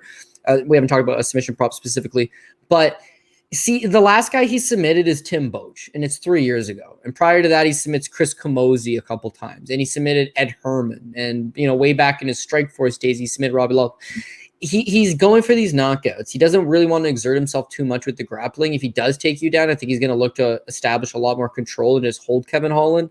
And so for that reason, I don't like this fight on a prop standpoint. I think you chase that Jacare dog money when it was available. But what I did drop for this and the only thing I would recommend, fight to start round 2, so get one in the bank. I like that, but then I saw it was minus 360. I don't want that.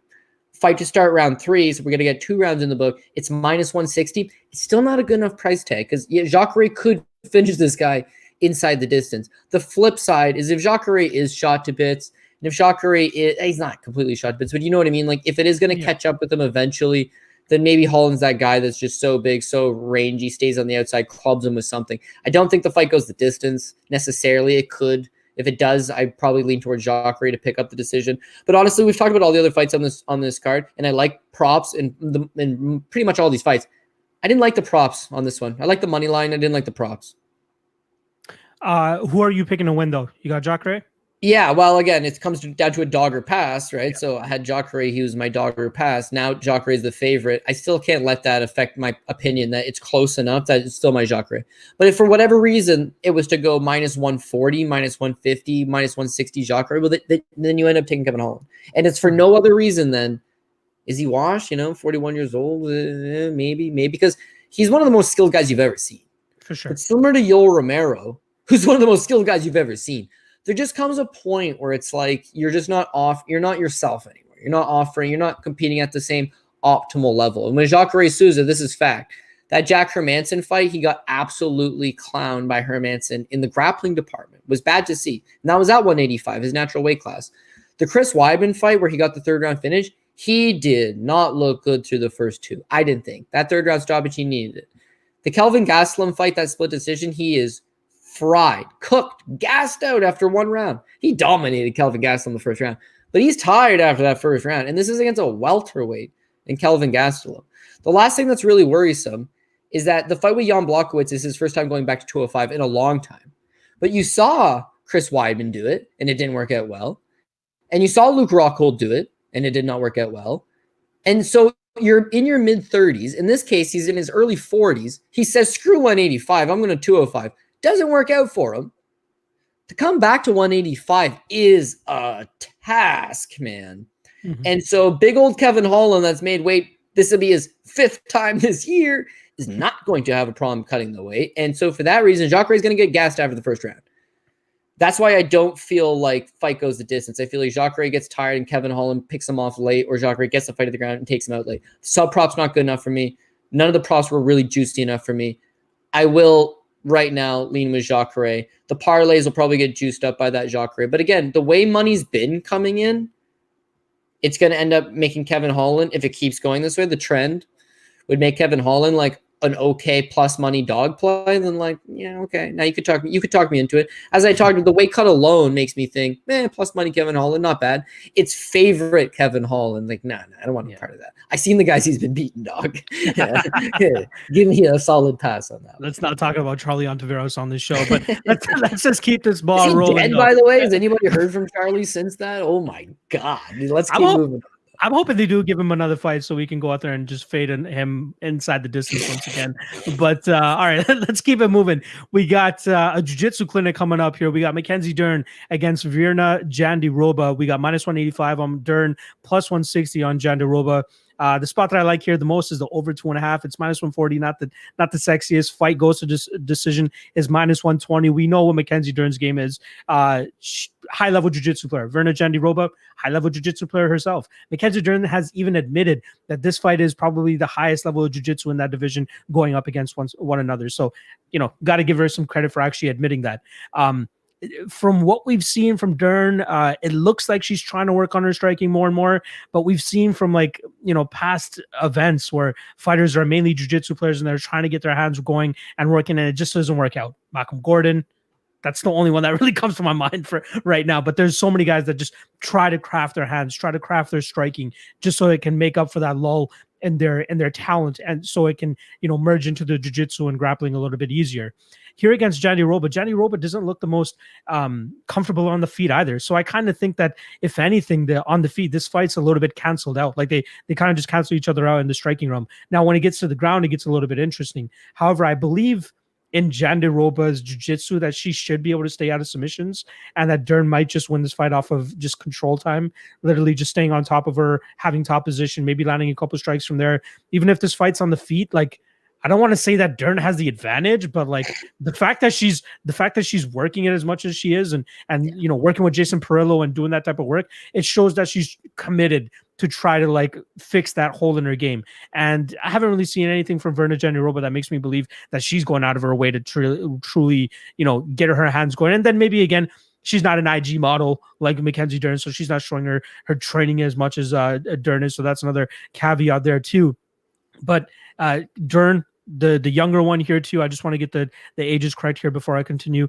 She has a higher potential in my opinion. Jandiroba's been around for a little while now. So Jandiroba, 32 years old, Mackenzie Dern, 27. We know that when fighters are that young, they're still ever improving. They're still kind of completing their game, and I believe that's where Mackenzie Dern is at this point in time. So earlier in the week, I was trying to look for a way to bet Jandiroba here. However, when you really start to stack up their credentials side by side, Dern kind of blows her out of the water. Like, she's just been around the jiu-jitsu scene for years and years, since she was like a kid too. Like, she's really been going at it. And Jandiroba has had grappling competitions, I believe, against Claudia Gadelia and Amanda Nunes, has beaten them.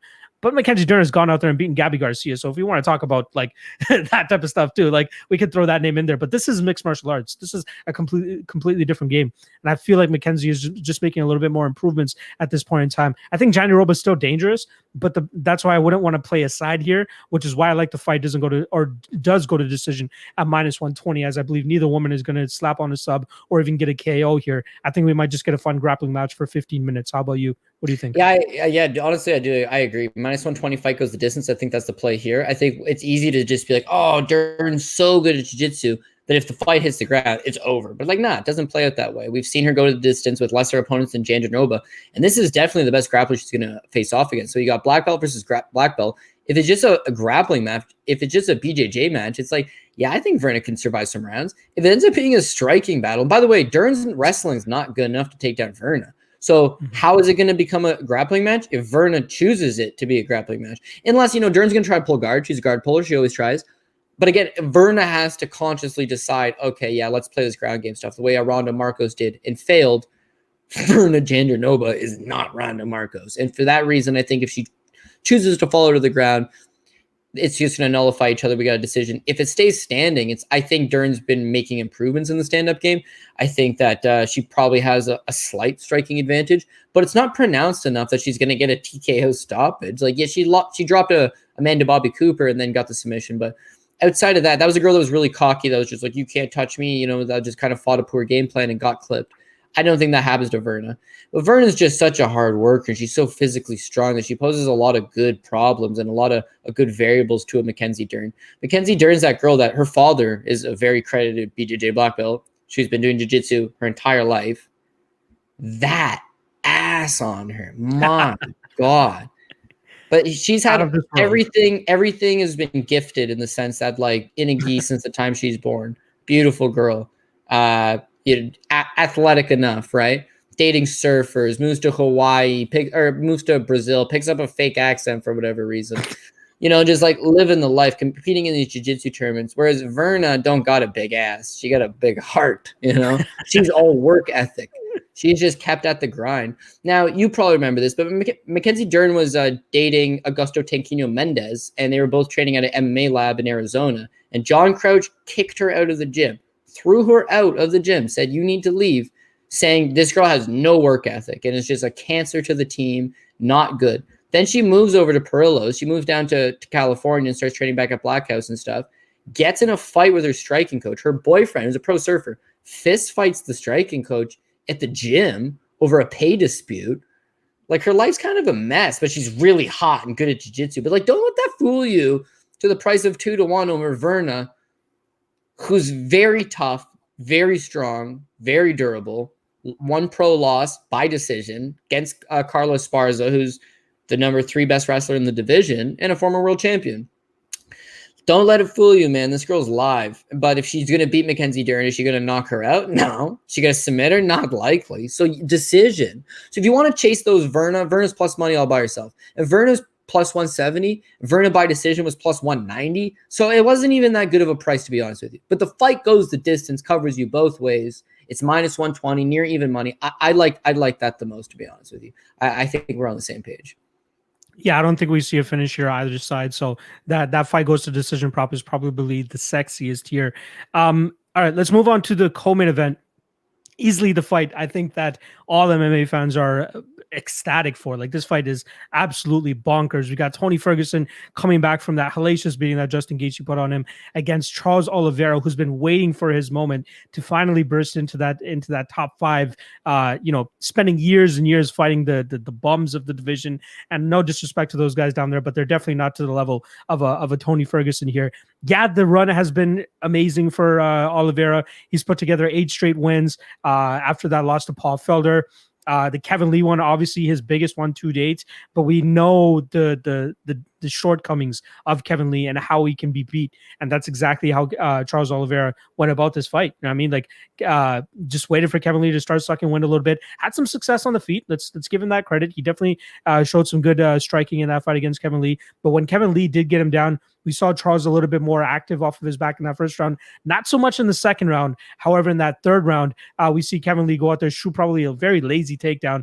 And Charles Oliveira is like, oh, you're giving me your neck, are you? And just snatches that up and just chokes him out to the point that Kevin Lee went out for a split second, didn't even think he tapped, but he clearly tapped, and then he starts chasing Charles Oliveira like the fight's still going on. But Dobronx is definitely showing improvements. Let's give him that for sure. He's a far cry from what we first saw him when he debuted in the UFC at UFC on Versus 2 in August of 2010. Insane that he's been around the UFC for that long. But when he fights the top of the division or higher up guys, he starts to come short to these guys. Cowboy Cerrone, Cub Swanson, Frank Edgar, Max Holloway, Anthony Pettis, Ricardo Lamas, Paul Felder, and now you're giving him his next biggest name to date, Tony Ferguson. Now, this all depends on how Tony Ferguson comes into this fight, right? Does he look like a shell of himself? Does he look like that Gaethje beating really took years off of his life? That's the big question here. But I think even that Tony Ferguson and what he brings to fights is still more than enough to go out there and break Charles Oliveira, because we know that's the weakest part of Charles Oliveira's game is his confidence. If he's not able to get his fight going, if he's not able to get his strikes going or his jiu-jitsu going or whatever it is, the guy kind of breaks. And he hasn't really fought anybody that pushes you to that extent up until this point against Paul Felder. Since Paul Felder. You got Tony Ferguson now, the king of breaking dudes, the king of staying in your face, cutting you up, bruising you up, taking you down, whatever it is. The guy can just make a complete shit show for you on that night.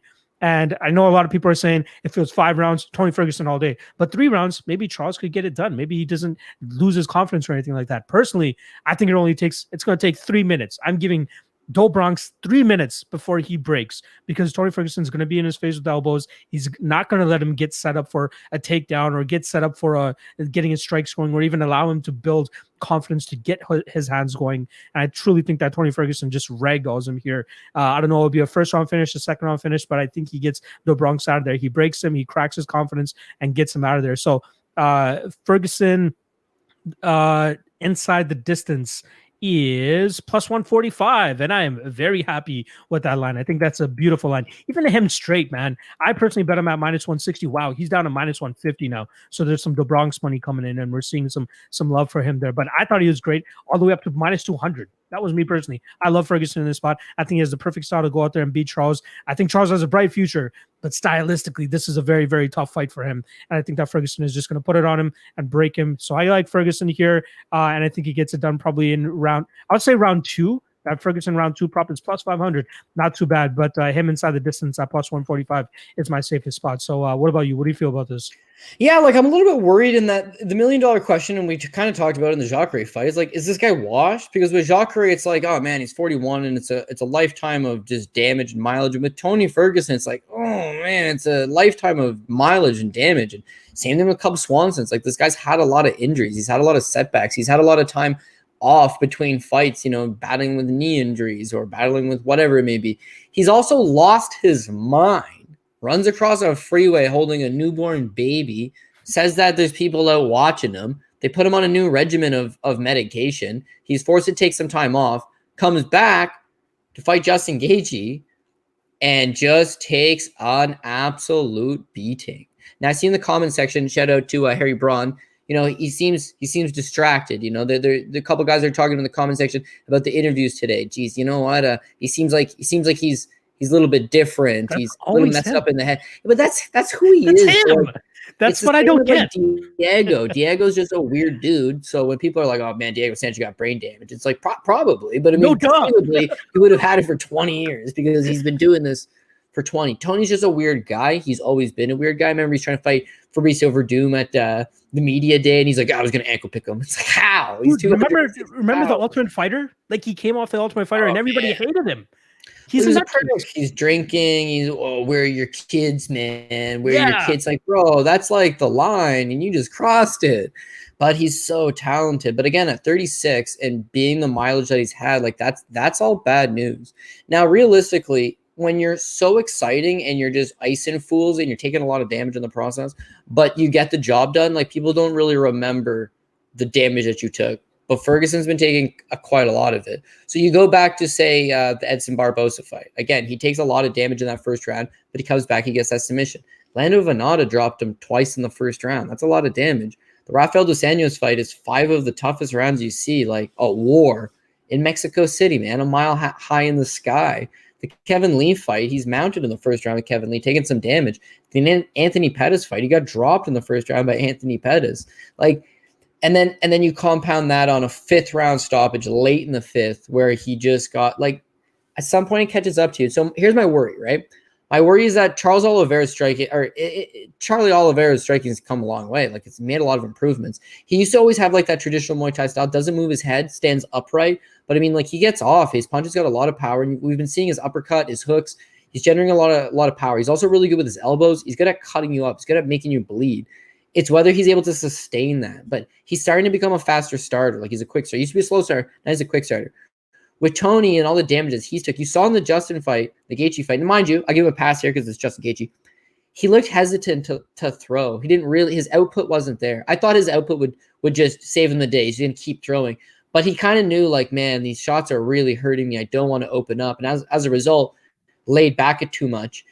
He's got to come at Charles. There's no laying back because Charles is a good striker. And just as we mentioned, 5 of the last 7 guys you fought have busted you up. Charles could bust you up, and it's a bad guy to be getting hit with and hurt with. If it's 5 rounds, though, yeah, Tony's going to find a way.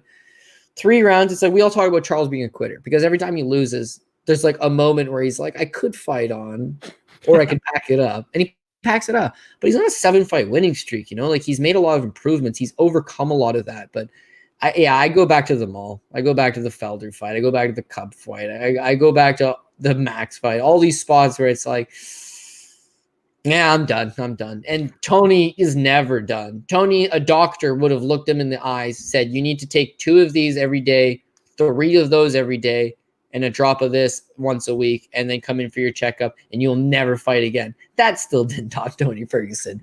He ain't going nowhere. He is quite literally the boogeyman. You're going to have to kill this man to put him away. But he is talking like there's a difference between talking weirdo shit and talking like you can take out the little life lessons he's dropping. And when he says stuff like he doesn't want to fight Michael Chandler on short notice, or he doesn't want to fight a fight that's not McGregor or Khabib because I got to get paid for these spots. And if Charles comes in overweight, I'm not taking the fight because he's going to be too big. Like, well, now that's all self-doubt shit, right? And so Tony never had that stuff. But again, he's 36 now. He's got a wife that's trying to take his kid. I don't know if they back together. I don't even want to get into that. All I'm saying is he's been having a lot of shit on his plate. So if you can trust Tony, if you trusted Tony in this spot, -165 all day. And I'm going to trust Tony. But a part of me is just like, hey, man, the day's coming. The day's coming. That Justin Gaethje fight, that was the day. But if you want to ignore that and you want to continue down this road, it's going to come again. And Charles is a very, very, very dangerous guy. But Charles likes to hurt you and then submit you. And he needs to submit Tony. And if you cut Tony up, that's okay. He bleeds in all of his fights. And if you hurt him, that's okay. Because as we mentioned, he gets rocked in all of his fights. You got to keep going and keep going. You got to be the Energizer Bunny to put this guy away. It's the same way with like, how do you beat Justin Gaethje? Either you're Khabib or a Dustin Poirier and Eddie Alvarez. Because it's like, oh, you're a junkyard dog? Okay, I'm a junkyard dog too. Like you got to be able to take it and give it back for 15 minutes to break this man. Charles loves putting it on you. He loves being the hammer and then doesn't exactly like being the nail. Tony, even the Justin fight, which Justin, I thought, in my opinion, cruised on him. It still wasn't like he was the hammer the whole time. Like there's always points where it's like Tony's doing some shit. And then the very last thing is I always say, wait till the weigh-ins and see how they weigh in. Might have to live bet this one until you see who is cornering Tony Ferguson. Because if it's Eddie Bravo again, do not bet this guy. Talk about bad advice, man. Yeah. Like this guy's chewing your face off. Your leg's getting damaged. He is like, you need to switch it up. And then between rounds, Eddie Bravo comes in. He's like, check out that Imanari roll. It's like, don't check out the Imanari roll. You need to seriously. Anyways, protect your face. Hopefully, he's got an actual camp this time, and if so, I'm going to take Tony Ferguson. Now, the 2 props that I do like on this fight, and one of them I didn't think was very generous, is the over 1.5. It's -160. It's not a great price tag. I'm not huge on that, but that was something that I thought. When you look at Tony, right? These are Tony's wins. So Tony takes out Donald Cerrone at the end of round 2. Right, so you're over 1.5 hits. Anthony Pettis, who quit, him and Duke quit together as a collective unit after two. So it hit the over 1.5. The Kevin Lee fight, 3rd round triangle, it was the over 1.5. The Dos Anjos fight goes 5. The Lando Renato fight is 8 seconds away from hitting the over 1.5. And Lando took the fight on 3 days' notice and dropped him twice in the first round. So it was just a really hectic fight. What I'm saying is that when Tony finishes, guys, it's never like these first round finishes. Tony builds up, he breaks you, and we're hoping he's going to break Charles. So if he was going to break him, it would be the over 1.5. If Charles is going to come out and beat Tony Ferguson, just went 5 rounds to Justin Gaethje, just took an absolute mauling. Submission defense is really good. It's crazy to think to me that he takes him out inside of 1.5 rounds. So I think that on a safer side, 160 is not a very good price tag for that, to be honest. But I would say the over 1.5. But as far as chasing something, and that's what we're going to go with here, Tony Ferguson by plus 275. It's plus 275. It's a good price tag. Like a nice, nice juicy tag. Yeah. And with Tony Ferguson, it's like, again, he's a guy that puts it on you and breaks you late. And Charles is a guy that has been broken once you start to put the pressure on him. And none more than that last loss against Paul Felder, because Paul Felder's taking the fight at short notice. And he goes out there and puts Paul Felder in all of his favorite submissions. And Felder quite simply waited them out, popped his head out, and smashed down 2 elbows. And right away, Charles is like, I am out of here, pal. Tony like poses a lot of those same problems. He's going to give you problems. He's going to give you trouble. If he takes him down, he doesn't use his wrestling a ton anymore, but hopefully just volume wins him the day. But break this guy down, finish him late. And if he's able to do that plus 275 in that Tony Ferguson by TKO, I think that would be like my plus money, my nice juicy plus money play of the week that I would chase. For me, on like contrary to you, I actually like the under 2.5. Minus 160 is some of the numbers that I'm seeing. But here's a statistic for you: Charles do Bronx Oliveira, 23 of 26 of his UFC fights have gone under 2.5 rounds, and one of them was close. It was only 10 seconds over that mark, so could have just as easy as been 24 out of 26 of those fights. And also another thing that I want to point out, I'm seeing it in the chat as well too.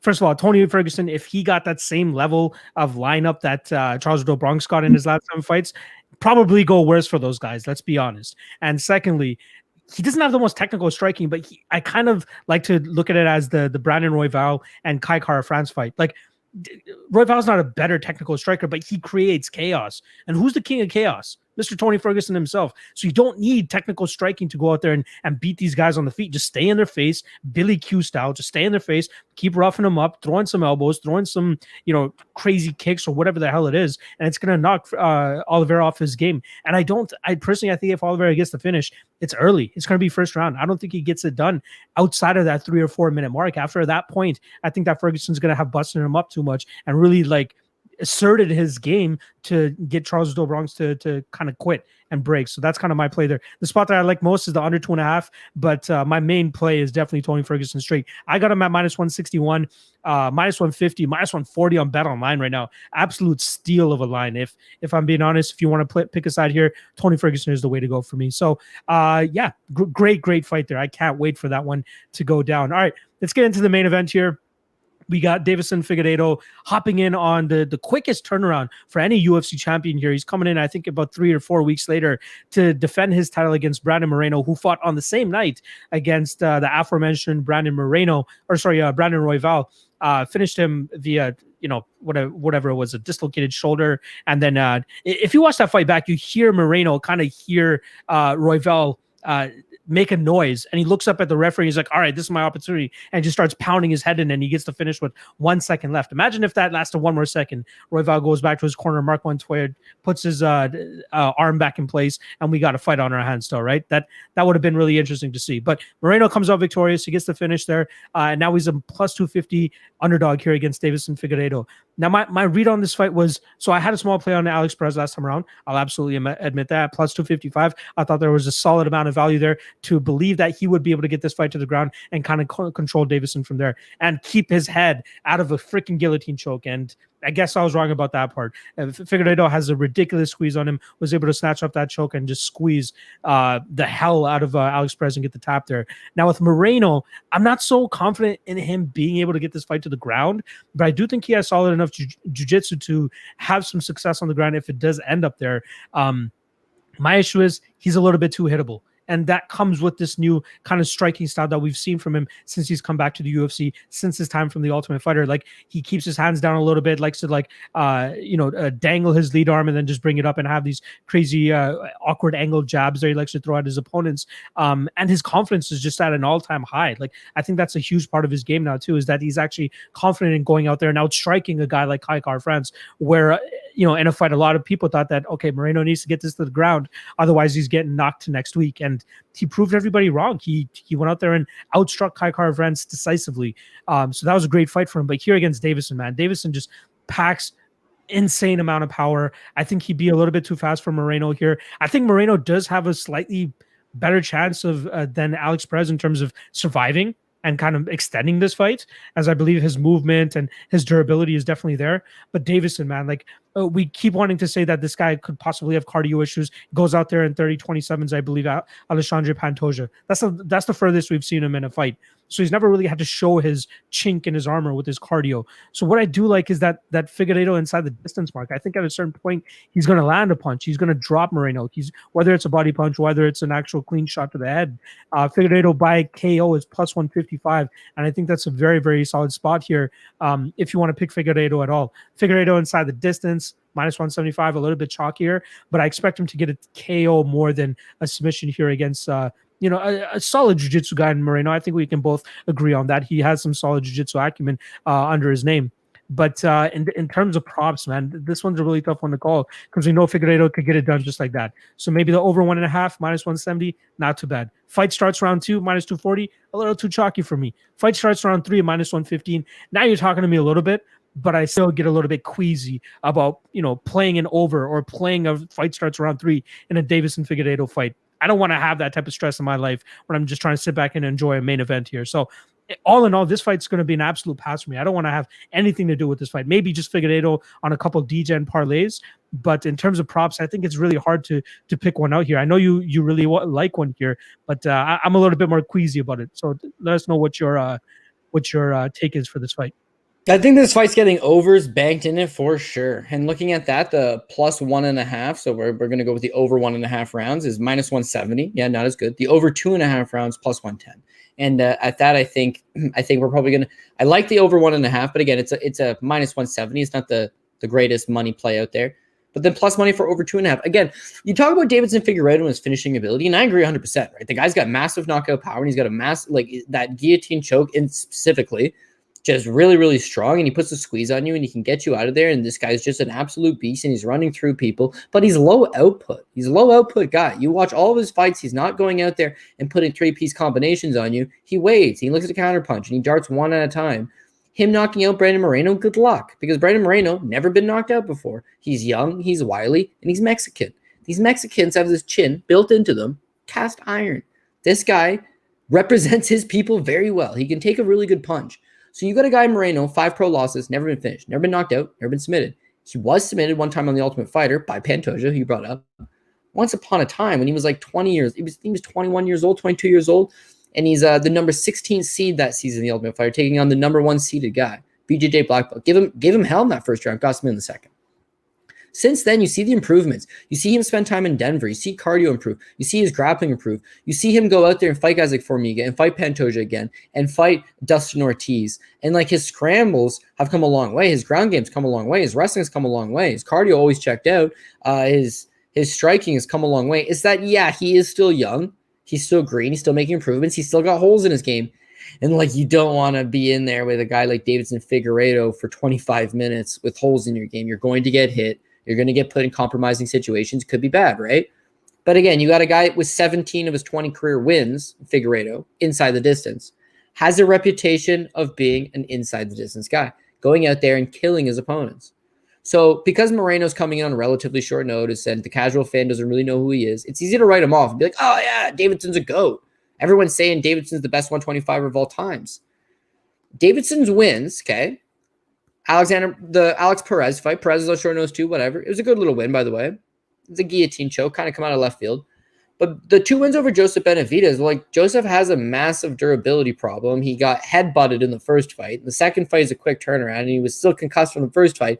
So, like, knocking out him, not really the most impressive, just because of the durability issue. He's a top guy. He's one of the best guys of all time at 125.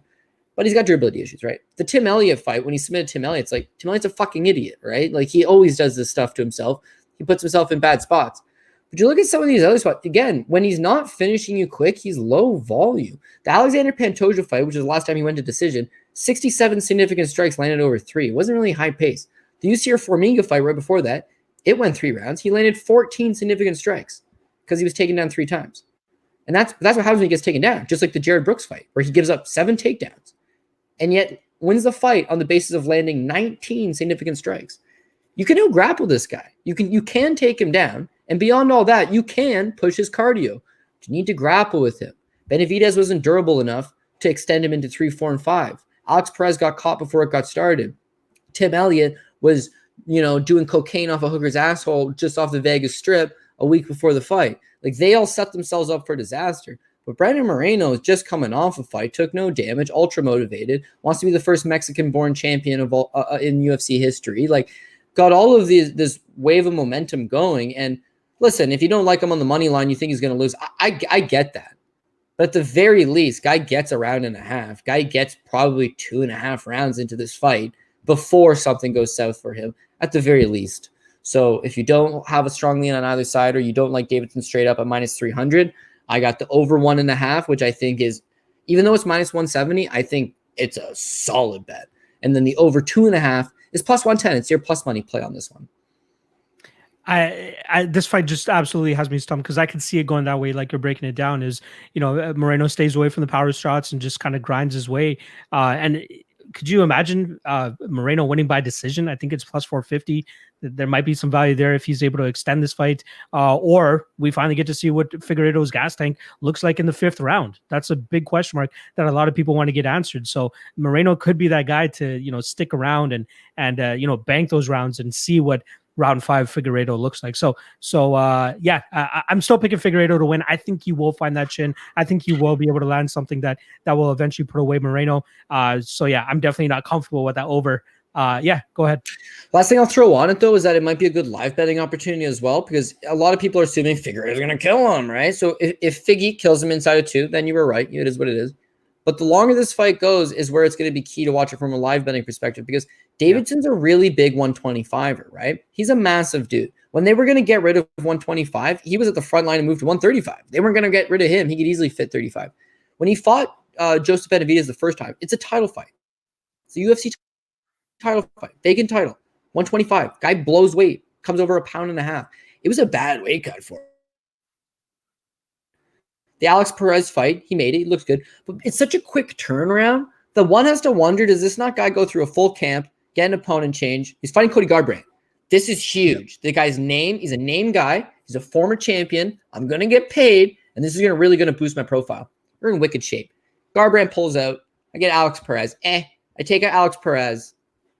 I'm going out, baby. I'm eating. I'm partying. I'm enjoying. And then it's just like, quick turnaround. Had they said, quick turnaround,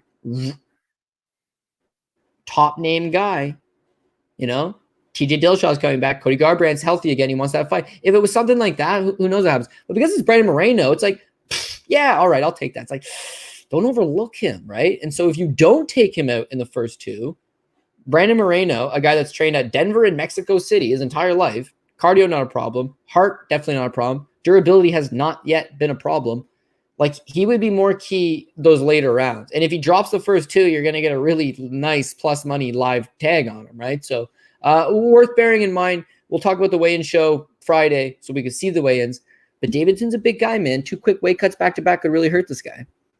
You see that bag of money that Dana gave him after that fight? I think that was just a little bit of a cherry on top to be like, hey, here's money. But I'm going to call you tomorrow and be like, hey, you want to have a quick 3-week turnaround, cut weight again, and fight this other guy that's, hungry for a title shot? That was probably more leverage than anything. But it's still a great fight. You bring up some really good points that make me think about this fight a little bit harder and deeper. But that came out very, very wrong. But you guys know what the hell I'm talking about. Harder and deeper. And we're not even talking about Mackenzie Dern here. Anyway, let's get into my favorite part of the show now. We got our 3 best props here. Let me get my screen in here. Bang. All right, here we go. All right, so I'll start off with our 3 best prop bets. Last week we did pretty well. I went 1 and 2, but that one was a plus 540 on Jake Collier. Oh, sick. That one was great. And then for Cody, we lost our dirty heavyweight fight this week. I know. My man was going to come through for us. But hey, there was no way I was picking Jared Vanderaa to win that fight. So there's no way you guys can get me to give you guys plus money on that fight. And then Cody, he went 1-1-1. One of his fights fell out. He had Tyler Santos. I believe that was the fight that fell out. But you had the over 1.5 for Jordan Levitt and Matt Wyman. That obviously crashes. And the one that you did end up hitting was plus money. Trying to remember off the top of my head, I should have pulled it up.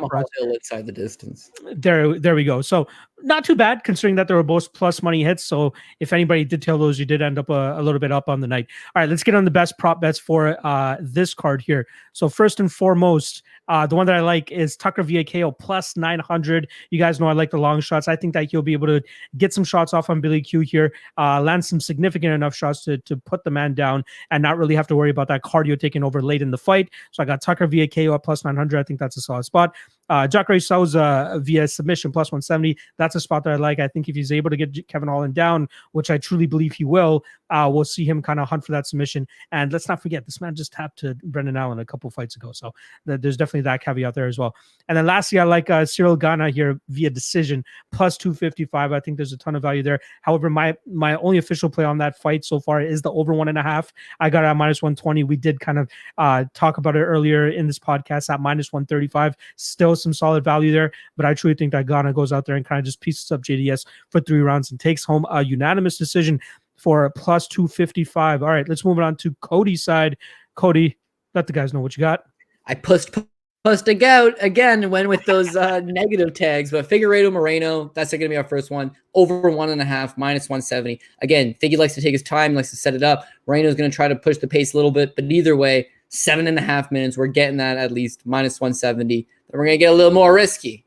We're going to move down to minus 130. We got Junior versus Gane over 1.5. Again, this is the same thing. Junior is going to, coming off that string of knockouts, he's not going to go try to push the action. He's looking to set up that one punch. And Ciryl doesn't like to overextend himself, doesn't like to push the envelope as well. I can see a finish coming late, but just like my boy Manpreet saying, I can see the decision as well. However, I'm going to play on the safe side and just take that over 1.5, which is minus 130. But hey, ball's got to drop at some point.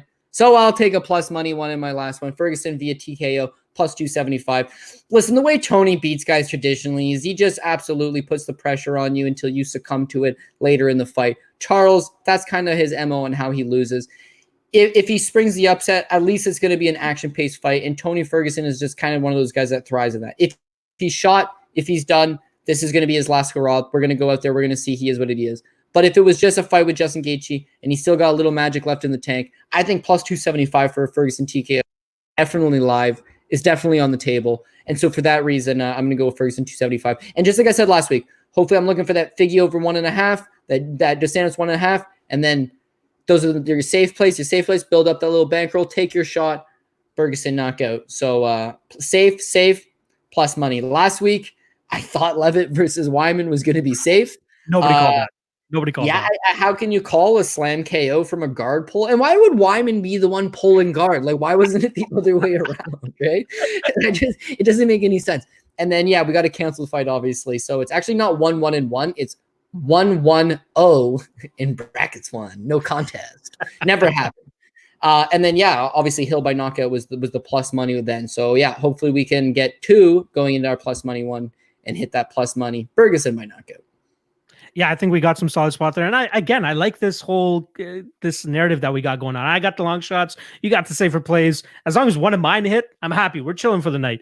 And then we're hoping at least one of yours hits and maybe one of yours falls out or something. Maybe you you bank off that once again. All right. Yeah, this was a great show, man. We're at that hour and 30-minute mark, just over that.